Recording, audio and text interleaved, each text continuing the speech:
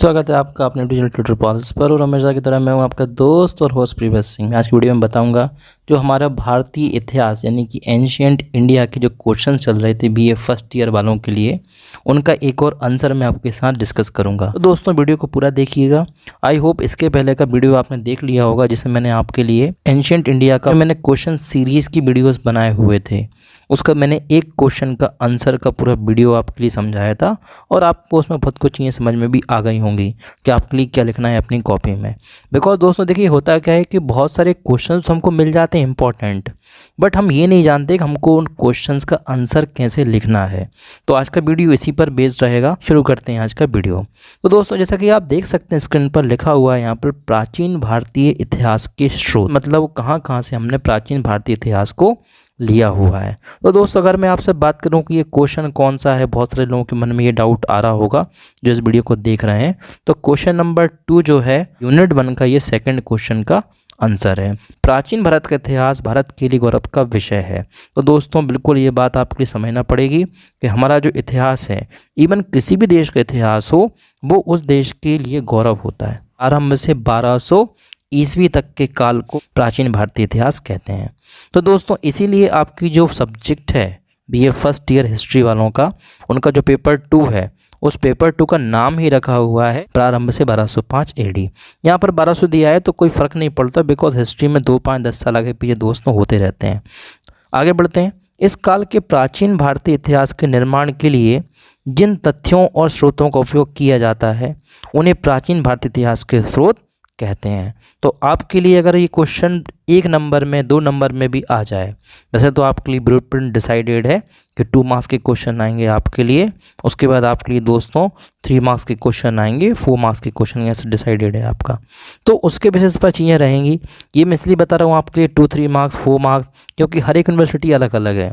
हो सकता है मेरे वीडियो को बीयू के अलावा डीएवीवी के स्टूडेंट्स भी देख रहे हों, हो सकता है डीएवीवी के अलावा मेरे वीडियो को जीवाजी यूनिवर्सिटी जो ग्वालियर में है उसके स्टूडेंट देख रहे हों। तो आपके लिए चीज़ ध्यान रखनी है कि आप एक बार ये क्लियर कर लें, ये कंसल्ट कर लें अपनी यूनिवर्सिटी में, अपने कॉलेजेस में, कि आपका एग्ज़ाम का ब्लूप्रिंट क्या है। तो दोस्तों आगे हम बात करते हैं। तो बता रहे हैं आपके लिए कि प्राचीन भारतीय इतिहास के निर्माण के लिए जिन तथ्यों की आवश्यकता होती है, जिन स्रोतों का उपयोग किया जाता है, उसको ही बोलते हैं प्राचीन भारतीय इतिहास के स्रोत। पहली चीज़ तो आपको ये ध्यान रखना है। दूसरी बात अगर हम दोस्तों बात करें तो लिखा हुआ है यहाँ पर, उन्हें प्राचीन विद्वानों का मानना है कि प्राचीन भारत के इतिहास की क्रमबद्ध जानकारी प्राप्त करने के लिए प्रमाणिक स्रोत नहीं मिलते हैं। मतलब जो भी इतिहासकार हैं, विद्वान से मतलब इतिहासकार, बिकॉज आप इतिहास पढ़ रहे हो तो इस बात का आप ध्यान रखिएगा, वो कहते हैं कि प्रमाणिक जानकारी प्राप्त हमको नहीं है, वो भी कैसी क्रमबद्ध।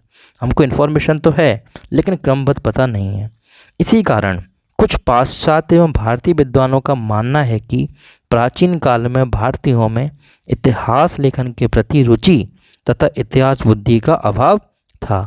तो इसीलिए बहुत सारे पाश्चात्य मतलब होता है जो अमेरिका के, यूरोप के जो विद्वान हैं, जो इतिहासकार हैं, वो इसलिए बोलते हैं कि कहीं ना कहीं पुराने समय में इतिहास लेखन में बहुत ज़्यादा लोगों का इंटरेस्ट नहीं था। वो ये नहीं जानते थे कि आगे जाकर लोग हमको हमारे बारे में पढ़ेंगे। जैसे आदि मानवों को पता नहीं था कि उनके लिए उनके बारे में लोग आज तक पढ़ेंगे, 2022 में ही पढ़ रहे होंगे, जैसे आप लोग हिस्ट्री में पढ़ते होंगे। अब दोस्तों आपके लिए नेक्स्ट पैराग्राफ में बताना चाहूँगा कि 11वीं सदी जब थी उस समय एक पर्यटक विद्वान था, मतलब एक ऐसा बंदा था जो इंडिया आया और इंडिया में आकर उसने कई चीज़ों को ऑब्जर्व किया, कई चीज़ों को देखा। उस व्यक्ति का नाम था अल बरूनी। तो अल बरूनी अपनी किताब उल हिंद में लिखता है कि हिंदू घटनाओं के ऐतिहासिक क्रम की ओर अधिक ध्यान नहीं देते थे। तो मतलब हो सकता है कि वो जब 11वीं सदी में आया तो उसने भारतवर्ष के हिंदू लोगों को देखा होगा और उसने ये देखा कि ऐतिहासिक क्रम की ओर बहुत ज़्यादा ध्यान लोगों का नहीं है, वो अब बस अपनी एक्टिविटीज़ करते रहते हैं। दूसरा पॉइंट यहाँ पर बता रहे हैं दोस्तों आपके लिए, प्रसिद्ध इतिहासकार डॉक्टर आर.सी. मजुमदार भी कहते हैं इतिहास लेखन के प्रति भारतीयों की विमुखता भारतीय संस्कृति का भारी दोष है। किंतु ऐसा नहीं है, क्योंकि प्राचीन भारतीय इतिहास के स्रोत प्रचुर मात्रा में पुरातात्विक साक्ष्यों के रूप में उपलब्ध हैं। तो मजुमदार साहब यहाँ पर आपके लिए ये बता रहे हैं गाइस कि वो बोलते हैं कि इतिहास लेखन के प्रति भारतीयों में जो कमी थी उससे कहीं ना कहीं बहुत ज़्यादा परेशानी देखने को मिलती है आज के लोगों के लिए, उनको बहुत सारी जानकारी नहीं मिलती। दूसरी तरफ वो आपको ये भी बताना चाह रहे हैं कि फिर भी हमारे पास ऐसे अवेलेबल सफिशिएंट पुरातात्विक साक्ष्य हैं जिसके रूप में हम बहुत सारी चीज़ों को जान सकते हैं। तो दोस्तों बहुत इम्पॉर्टेंट है इतिहास में ख़ास तौर से ऐसे लोगों का नाम लिखना जिन्होंने कुछ ना कुछ परिभाषा या उनका कुछ ना कुछ कोटेशन था इतिहास को लेकर। आपके लिए दोस्तों पीडीएफ इस पूरी वीडियो की मिल जाएगी, अगर आप लोग मुझसे बोलते हैं कमेंट करके तो मैं आपके लिए अवेलेबल करवा दूंगा। तो दोस्तों नेक्स्ट पैराग्राफ में आपके लिए बता रहा हूँ कि इतिहास को और समझा रहे हैं कि इतिहास एक अतीत का अध्ययन है। ऐसा मैंने पिछली वीडियो में भी ये बात मैंने आपके लिए बताई थी जब मैंने बताया था कि इतिहास की प्रकृति क्या है। तो इतिहास अतीत का अध्ययन है और अतीत की घटनाओं को काल क्रमानुसार जमा नहीं क्या है, इतिहास कहलाता है, इतिहास का अध्ययन कहलाता है। तो अतीत का पुनर्निर्माण विभिन्न तथ्यों के एकत्रित किया जाता है। यानी कि मैं ये बोल सकता हूँ दोस्तों कि अगर आपको इतिहास के स्रोत जानना है तो आपके लिए क्या करना पड़ेगा, यहाँ पर यही बता रहे हैं आपके लिए कि जो तथ्य हैं उनको आपके लिए क्या करना पड़ेगा, एकत्रित करना पड़ेगा। अगर आप तथ्य मतलब फैक्ट को एकत्रित नहीं करेंगे तो आपको इतिहास की जानकारी कम ही मिल पाएगी। आगे लिखा हुआ है तथ्य अनेक प्रकार के हो सकते हैं, इसी आधार पर इन तथ्यों को प्राथमिक तथा द्वितीयक स्रोतों के रूप में पाया गया है, बनाया गया है। तो अगर मैं बात करूं दोस्तों आपसे प्राथमिक स्रोतों में इतिहास को जानना अगर आप चाहते हो तो कि क्या प्राथमिक स्रोत हो सकते हैं, तो इसमें आपके लिए अभिलेख आप ध्यान रखिएगा। अभिलेख क्या होता है मैंने आपके लिए पहले बताया होगा किसी वीडियो में, अगर नहीं भी पता है तो फिर से बता देता हूँ। अभिलेख का मतलब होता है कि किसी भी पिलर पर, जो पहले के ज़माने में बड़े बड़े पिलर्स बनवाते थे, ऐसे ही किसी भी कोई गुफा है यानी कि रॉक है उसके पत्थरों पर कुछ लिखा हुआ है तो वो अभिलेख कहलाता है। मुद्राएं आप समझते ही हैं, मुद्रा से मतलब कोई करेंसी चलना, जैसे सिक्के चलते थे पहले, चांदी के सिक्के, सोने के सिक्के। स्मारक से मतलब कोई भवन, तो बहुत सारी ऐसी स्मारक हैं जो आज भी आपके लिए देखने को मिलती हैं। हाँ ये बात अलग है कि वो खंडर हो गई कुछ स्मारक है, मगर कुछ को तो सरकार आज क्या कर रही है, बचा कर रखी है, कंजर्व करके रखे है। कई भवन हो गए, कई मूर्तियाँ हो गई, कई पुरातात्विक अवशेष हो गए। ऐसे ही दोस्तों अगर मैं बात करूं और भी आप इतिहास को जान सकते हो कैसे, जैसे वेदों के थ्रू, उपनिषद के थ्रू, रामायण के थ्रू, महाभारत के थ्रू। बिकॉज दोस्तों ये केवल किताबें नहीं हैं, ये हमारे आधार हैं, ये हमारे हिंदू धर्म का आधार हैं। और इन किताबों में उस समय के समाज के बारे में बताया हुआ है कि प्राचीन भारत में समाज कैसे होता था। इन किताबों में आपको ये भी पढ़ने को मिल जाएगा, ये भी देखने को मिल जाएगा कि प्राचीन समय में किस तरह की राजनीतिक व्यवस्था होती थी। आपको समाज के वर्ण पता चल जाएंगे, जैसे ब्राह्मण होता है, एक क्षत्रिय होता है, शूद्र होता है, वैश्य होता है, ये सब भी आपके लिए पता चल जाएगा। तो ये किताबें केवल उनके लिए नहीं है कि जो बस सोच रहे हैं कि हमको जिसको भगवान, भक्ति, पूजा, प्रार्थना से मतलब है, केवल उनके लिए किताबें हैं। इनसे आपको समाज का बहुत कुछ आईना मिल सकता है। तो रामायण है, तो रामायण में मर्यादा पुरुषोत्तम भगवान श्री राम का चरित्र बताया हुआ है। और तो और रामायण दोस्तों अगर आपने देखी हो टीवी पर जो रामायण आती रहती है, उसमें ये तक बताया है दोस्तों कि उस समय भी कई ऐसे महापुरुष हुआ करते थे जिन्होंने भेदभाव के खिलाफ नीतियां अपनाई। जैसे स्वयं राम जी थे तो उन्होंने निषाद राज के गले लगे, वो चाहते तो नहीं लगते गले, लेकिन वो गले लगे। तो एक हिसाब से ये बताया हुआ कि पहले के समाज में भेदभाव के खिलाफ भी लोगों ने आवाज़ उठाई। और हम ये नहीं बोल सकते कि पहले का समाज पूरी तरह से क्या था, भेदभाव होता था उसमें। अगर दोस्तों मैं अगर बात करूँ आपसे द्वितीयक स्रोतों के बारे में, तो यहाँ पर आप देख सकते हैं द्वितीयक स्रोतों में क्या आते हैं, जैसे कोई प्रकाशित लेख हैं, कोई अप्रकाशित लेख हैं, जैसे कोई ऐसा डॉक्यूमेंट है, कोई ऐसा लेख है जो पब्लिश तो नहीं हुआ है लेकिन उसके बारे में इन्फॉर्मेशन आपको गुप्त तरीके से पता चल जाएगी। ऐसे ही बहुत सारे लेख होते हैं। आगे हम देखते हैं दोस्तों कि इतिहास के जानने के इन स्रोतों को 3 वर्गों में बांटा जा सकता है: पुरातात्विक स्रोत, साहित्यिक स्रोत और विदेशी लेखकों एवं यात्रियों के विवरण। तो सबसे पहले मैं आपसे बात करता हूँ पुरातात्विक स्रोत की, मतलब ज़मीन के अंदर से जो मिला हुआ है उसके आधार पर आप कैसे इतिहास को जान सकते हो। तो दोस्तों यहाँ पर आप देख सकते हैं स्क्रीन पर मैंने हर एक हेडिंग बना रखी है आपके लिए, जिससे आपके लिए कन्फ्यूज़न ना हो। अगर आप बाद में PDF के थ्रू भी इसको पढ़ना चाहें तो आपको चीज़ें बिल्कुल क्लियर हो जाएँ। तो आप देख लीजिए यहाँ पर लिखा हुआ है कि पुरातात्विक स्रोत में आपके लिए कि पुरातत्व उन भौतिक वस्तुओं का अध्ययन करता है जिनका निर्माण एवं उपयोग मनुष्य ने किया है। तो पुरातत्व का मतलब यही होता है कि ऐसी वस्तुएं जिनका निर्माण मनुष्य ने पहले कभी किया होगा या उनका उपयोग किया होगा। तो वही लिखा है कि इस बेसमझ वस्तुएं पुरातात्विक स्रोतों में आएंगी जिनको मनुष्य द्वारा निर्मित किया गया हो और उपयोग किया गया हो। विद्वान पुरातात्विक स्रोतों को बहुत अधिक प्रामाणिक मानते हैं। जितने भी आप विद्वान लेंगे, विद्वान से मतलब इतिहासकार को बात करेंगे आप, जिनको आप इंग्लिश में हिस्टोरियंस भी बोलते हैं, तो ये हिस्टोरियंस, ये विद्वान, ये इतिहासकार पुरातात्विक स्रोतों को बहुत अच्छा मानते हैं। क्यों? बिकॉज आप सोचो ना यार कि जब ज़मीन में से जो चीज़ मिलेगी, चाहे वो आपकी मुद्राएं हो, चाहे वो आपके लिए कोई अभिलेख लिखा हो, तो वो थोड़ी कोई बदल सकता है। तो लिखा हुआ है यहाँ पर यही बात कि कोई गड़बड़ी नहीं कर सकता, इसलिए ये चीज़ें बहुत ज़्यादा ऑथेंटिक होती हैं। आगे देखते हैं दोस्तों, पुरातात्विक स्रोत सामग्री को 6 भागों में बांटा जा सकता है। मतलब पुरातात्विक स्रोत को भी अब डिवाइड किया हुआ है। तो कौन कौन से, जैसे मैंने आपको बताया, ऊपर भी डिस्कस कर रहे थे हम, अभिलेख, सिक्के, स्मारक, मोहरें, कलाकृतियाँ, मिट्टी के बर्तन, उपकरण, आभूषण आदि। अब दोस्तों यहाँ पर आपके अभिलेख का दिया हुआ है कि अभिलेख होता क्या है।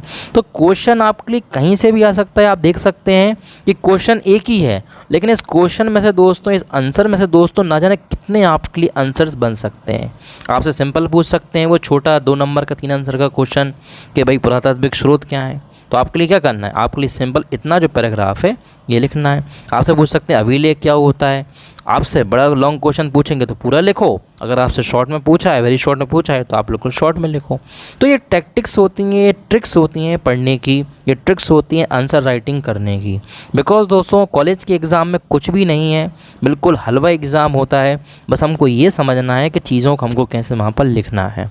बस ये हमको आर्ट समझ में आ गया। अगर हमको ये नॉलेज पता चल गई, ये स्किल पता चल गई, तो भाई ये समझ लो कि आप हर एग्ज़ाम को फतेह कर लोगे। आगे देखते हैं दोस्तों। इसके बाद तो मैं आपसे अभिलेख की बात कर रहा था कि अभिलेख क्या होते हैं। तो अभिलेख वे लेख होते हैं जो किसी पत्थर, जो मैं आपको बता रहा था थोड़ी देर पहले इसी वीडियो में, जो किसी पत्थर, चट्टान, धातु, लकड़ी, हड्डी पर खरोच कर लिखे गए हों।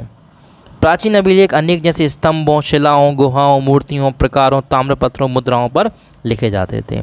अभिलेख के अध्ययन को क्या कहा जाता है? अभिलेख के अध्ययन को कहा जाता है पुरालेख शास्त्र। इस बात का भी आप ध्यान रखिएगा।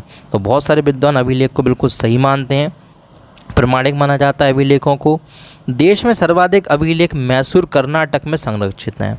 तो अगर आपके लिए कोई क्वेश्चन पूछता है या आपके लिए किसी कॉम्पिटिटिव एग्ज़ाम में क्वेश्चन आता है कि सर्वाधिक अभिलेख कहाँ पर संरक्षित करके रखी है सरकार, तो ये मैसूर जो कर्नाटक में आता है एक शहर, उस शहर के म्यूज़ियम में आपके लिए सबसे ज़्यादा अभिलेख मिलेंगे, जो हिंदुस्तान के, भारत के अलग अलग क्षेत्रों से खोज कर निकाले गए हैं। आगे बढ़ते हैं दोस्तों। प्रसिद्ध इतिहासकार फ्लीट का मानना है, ये एक विदेशी इतिहासकार हैं, ये बोलते हैं कि प्राचीन भारतीय इतिहास का ज्ञान अभिलेखों के धैर्यपूर्ण अध्ययन से प्राप्त होता है। मतलब फ्लीट यह बोलते हैं कि प्राचीन भारतीय इतिहास को अगर आपको जानना है तो आप कुछ मत करो दोस्तों, आप अभिलेखों को धैर्यपूर्ण, मतलब ध्यान से कंसंट्रेट होकर बस समझ लो, पढ़ लो, आपका काम हो जाएगा। अब होता क्या है यार दोस्तों कि आज के ज़माने में आप कहाँ घूमते हुए फिरोगे, कहाँ अभिलेख देखते हुए पढ़ोगे, क्योंकि आज के समय में दोस्तों ज़रूरत है कि भाई दोस्तों कुछ हम बातचीत करें, घूमें फिरें, तो इस वजह से टाइम नहीं मिल पाता भागदौड़ भरी लाइफ में। इसलिए आज आपके लिए यूट्यूब बना दिया है, आप YouTube पर हर चीज़ को देख सकते हो। जैसे बहुत सारे लोग इस वीडियो को देख रहे होंगे, बहुत सारे लोग दूसरे चैनल्स पर और वीडियो को देख सकते हैं, चीज़ों को, बहुत सारी चीज़ें क्लियर आपको कर सकते हो आप लोग, इस बात का ध्यान रखिएगा। आगे दोस्तों अभिलेखों के बारे में आपको और डिटेल में बताया हुआ है, यहाँ पर आप देख सकते हैं, ये पूरा बताया, आपको पढ़ लीजिएगा, कोई डाउट हो तो आप पूछ लीजिएगा। आगे लिखा हुआ है कि अशोक के जो अभिलेख हैं ये भारत में पढ़े जाने वाले सबसे प्राचीन अभिलेखों में माना जाता है। अशोक के लेख ब्राह्मी स्क्रिप्ट में, खरोष्टी स्क्रिप्ट में, अरामाइक स्क्रिप्ट में, ग्रीक लिपि में मिलते हैं। आप सोच सकते हो कि अशोक ने कितने अभिलेख लिखवाए होंगे।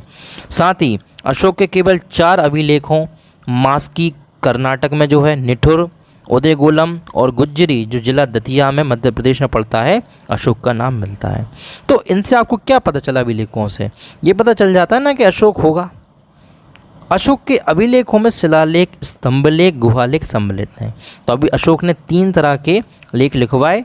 शिला पर लिखवाए, मतलब पत्थर की जो शिला होती है, जिसको आप चट्टान बोल सकते हो। स्तंभलेख मतलब खंबे पर, और गुहालेख मतलब गुफाओं के अंदर भी उसने कुछ चीज़ें लिखवाई हैं। अशोक के 14 बड़े शिलालेख, 15 लघु शिलालेख, 7 स्तंभलेख, 6 लघु स्तंभलेख तथा 4 गुहालेख प्राप्त हैं। तो आप देख सकते हो दोस्तों, शिलालेख में अशोक के हमको 14 बड़े बड़े शिलालेख मिल चुके हैं। इस तरह से आप ध्यान रखिएगा। अब लिखा हुआ क्या था इन अभिलेखों पर, तो अशोक के स्तंभ लेखों में धर्म प्रचार के लिए किए गए उसके प्रयासों के बारे में, प्रजा की भलाई के लिए किए गए अशोक के कार्यों के बारे में आपको जानकारी मिलेगी। अशोक के शिलालेखों में उसके शासन और उसके नैतिक सिद्धांतों की जानकारी आपके लिए मिल सकती है।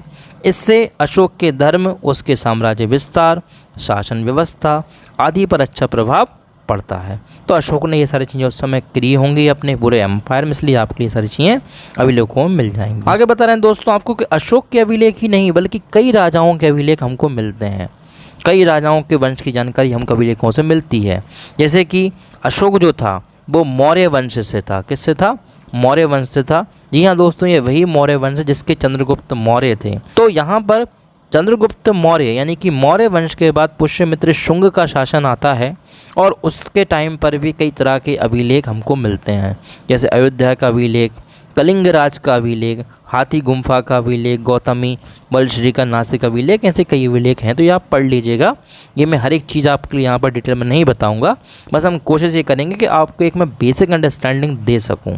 तो इसको आप देख लीजिएगा। जहाँ भी आपका डाउट हो, आई नो यार आप कमेंट कर देते हो, आगे भी आप करते रहोगे कमेंट, तो कमेंट करके आप आराम से पूछ सकते हो, अपन डिस्कस कर लेंगे। आगे बात करते हैं दोस्तों, अभिलेख के विशेष महत्व के बारे में यह भी कहा जाता है कि सातवाहन इतिहास तो उनके अभिलेखों के आधार पर लिखा गया है। मतलब हम ये कह सकते हैं कि जो सातवाहन रूलर्स थे वो तो दोस्तों अभिलेखों को बहुत इंपॉर्टेंस देते थे। और तो और दक्षिण भारत के जो पल्लव डायनेस्टी थी, चालुक्य शासन था, राष्ट्रकूट वंश था, पांड्य वंश था, चोल वंश था। दोस्तों ध्यान रखिएगा, दक्षिण भारत में ये 5 वंश आए हुए हैं का इतिहास लिखने में इन शासकों के अभिलेखों की महत्वपूर्ण भूमिका रही है। तो हम ये बोल सकते हैं कि इन वंशों के जो शासक थे वो लोग भी अभिलेखों से लिखवाते थे, जिससे क्या हो, इतिहास को तैयार किया जा सके। और आज आप क्या कर रहे हो, इन्हीं अभिलेखों की इन्फॉर्मेशन इतिहासकार समझते हैं, पढ़ते हैं, उनको वो बुक्स में छापकर आपको शो कर देते हैं और आपके लिए इन्फॉर्मेशन हिस्ट्री की इस तरह से मिलती जाती है। तो इसी के साथ मिलता हूँ मैं आपसे नेक्स्ट वीडियो में। तब तक के लिए अपना और अपने लोगों का ख्याल रखिए। हमारा चैनल देखते रहिए ट्यूटर पॉलिस, और जो भी नए लोग इस चैनल को देख रहे हैं उन्होंने अब तक सब्सक्राइब नहीं किया हुआ है चैनल को, तो सब्सक्राइब कर लीजिए, क्योंकि ऐसा कंटेंट आपके लिए मिलता जाएगा इस चैनल पर रेगुलरली। आपके लिए आर्ट्स के वीडियोस, आप बीए फर्स्ट ईयर से हैं, चाहे सेकंड ईयर से हैं, चाहे थर्ड ईयर से हैं, आपके लिए कंटेंट यहाँ पर मैं उपलब्ध कराता रहूँगा। मिलता हूँ नेक्स्ट वीडियो में, तब तक के लिए जय हिंद, वंदे मातरम।